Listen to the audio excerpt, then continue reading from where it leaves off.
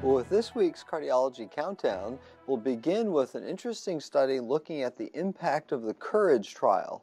As everyone knows, back in March of 2007, this study found no added benefit of PCI on outcomes in stable patients as compared with medical therapy alone. And so an analysis from the Northern New England Cardiovascular Disease PCI registry pre and post the publication of COURAGE looked at the number of PCIs performed and found that there was a steady decline in total PCIs and about a 26% reduction post COURAGE in PCI done for stable angina.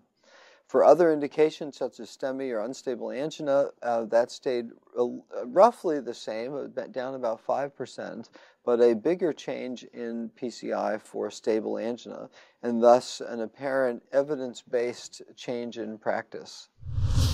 At this week's number 2 spot is an interesting analysis of health literacy.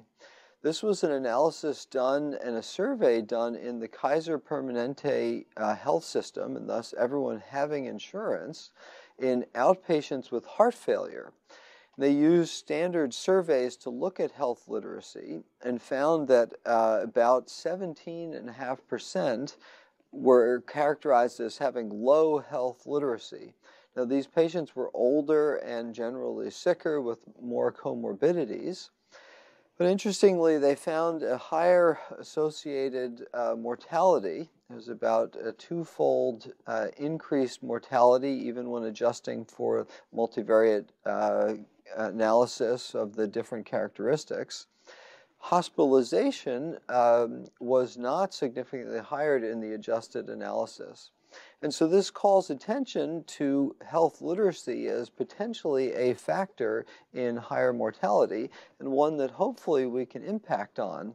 And as you know, CardioSource has as a partner CardioSmart, where we try and boost health literacy of patients and patients with risk factors for heart disease of important medical studies. And so encourage all of our patients to go to CardioSmart for information. And at this week's number 1 spot is a terrific analysis from the Swedish National Registry looking at STEMI Care over the past 15 years, dating back to 1996, with data through 2007.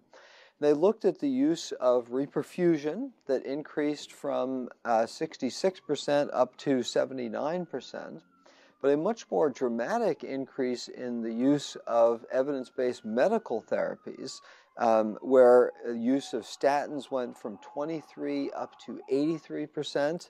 Use of clopidogrel was 0 initially, and that went up to 82%, and other increases in other medications as well.